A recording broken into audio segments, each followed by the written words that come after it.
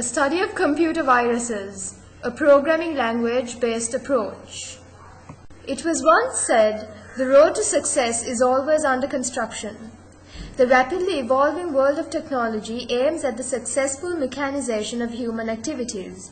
As we aim at success and walk towards our goals of success, there are many an impediment that obstruct our way.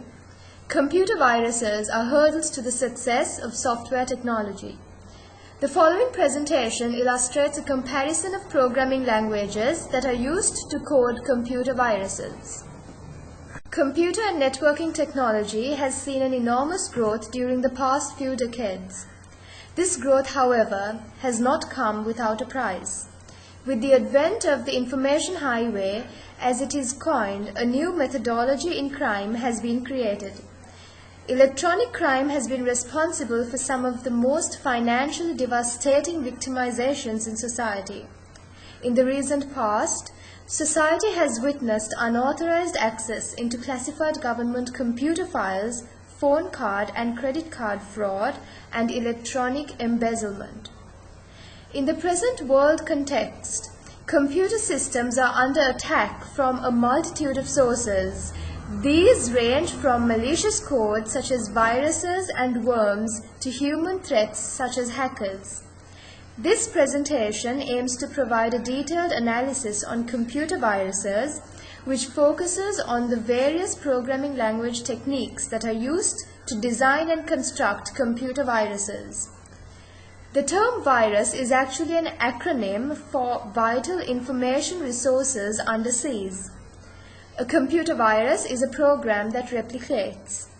To do so, it needs to attach itself to other program files, for example .exe, .com or .dll files, and execute whenever the host program executes.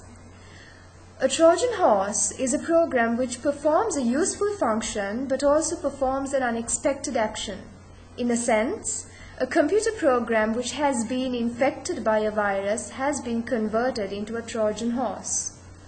As a result, the host or victim computer falls prey to an unlimited amount of damage.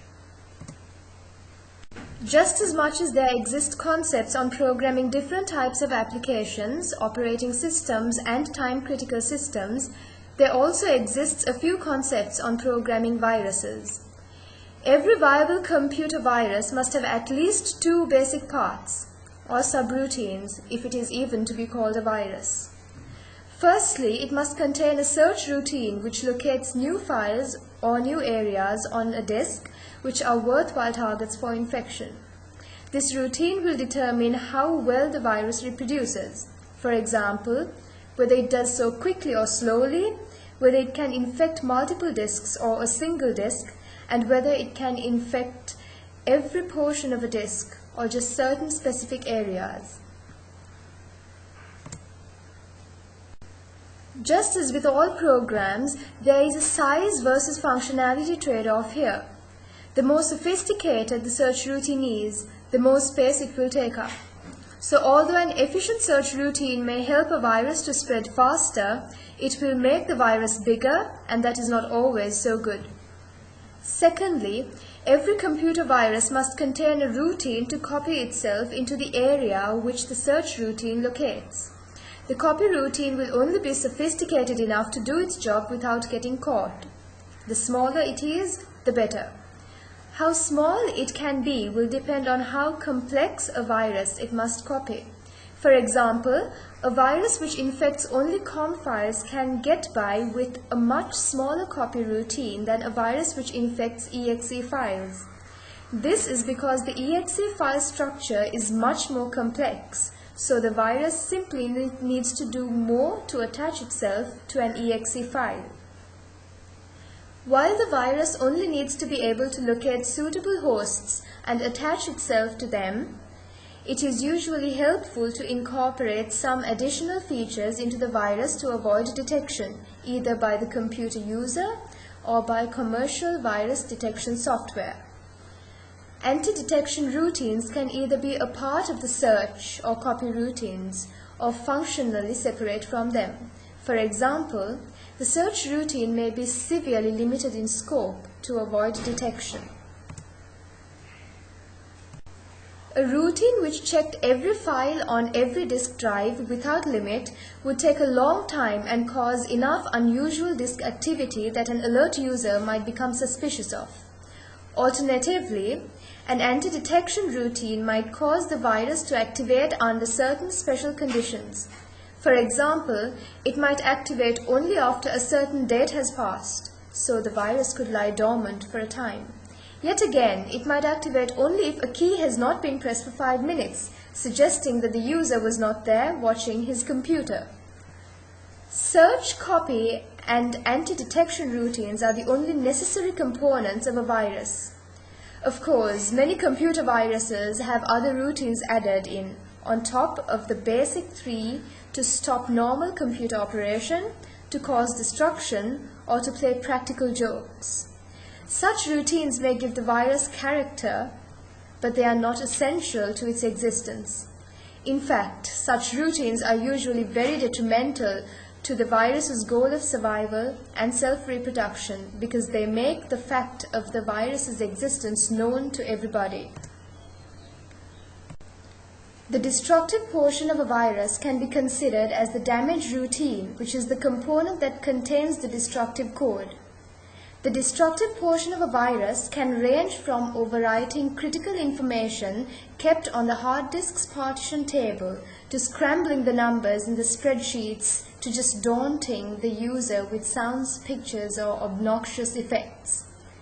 If there is just a little more disk activity than expected, no one will probably notice and the virus will go on its merry way. On the other hand, if the screen to one's favorite program comes up saying, "Ha! Gotcha!" and the whole computer locks up, with everything on it ruined, almost anyone can figure out that they've been the victim of a destructive program. And if they're smart, they'll get expert help to eradicate it right away. We will now take a quick look at a video published by howstuffworks.com, which tells us how a virus works in a computer. Computer viruses can wreak havoc with your personal computer, and they also cause billions of dollars in damage and lost productivity for businesses. Viruses have the ability to replicate. When you run an infected program, the virus loads itself into memory and starts running as well. From there, it has the ability to infect other programs. When a virus finds an uninfected program, it adds itself to it. Then if you give that program to a friend, either through email or a floppy disk, your friend's computer gets infected as well. The latest viruses are email viruses. They're actually a lot simpler than a normal virus. They require a human being to help them along. When you open an infected email message and click on the attachment, the email virus looks at your address book and sends itself to all of your friends. You can protect your computer from most viruses by running antivirus software and by never opening email attachments unless you know what they do. So that's how viruses work. I'm Marshall Brain, and that's how stuff works. It is understood that computer viruses are computer programs that are most often intended for destructive and unethical activities. Therefore, these computer viruses, just like other computer programs, need to be programmed aiming at their use. There are a multitude of computer programming languages that have been developed, and the programming of a computer virus sees the extensive application of these developments. Computer programming languages are of 2 types, namely low-level programming languages and high-level programming languages. Computer programming languages are of 2 types, namely low-level programming languages and high-level programming languages. This context will illustrate the use of such programming languages for the development of computer viruses and their facets that aid the levels of pervasiveness of a virus. We will also make references to scripting languages, which is a rather recent development in the software engineering industry, in discussing their contributions to the development of viruses.